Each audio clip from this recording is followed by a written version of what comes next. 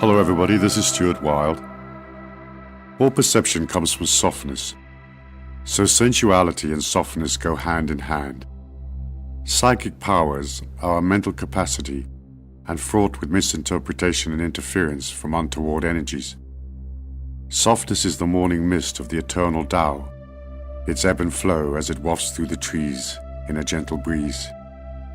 Sensuality is colors and fabrics and elegance, but then it is also intimacy and tactile contact, and that's where one usually looks up to find the crowd has fled over the hills.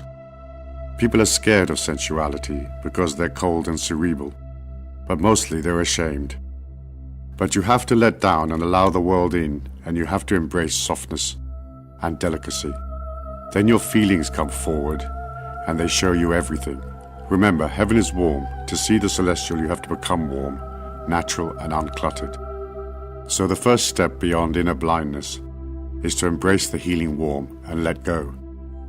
Certainly that may make you more vulnerable, but in that vulnerability there are visions and perceptions and feelings that come from the sensuality of life, its rich colors and smells and the warm rain.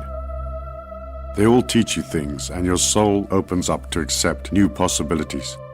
All that is left behind in the end is love and the sound of water. Bye for now. This is Stuart Wilde.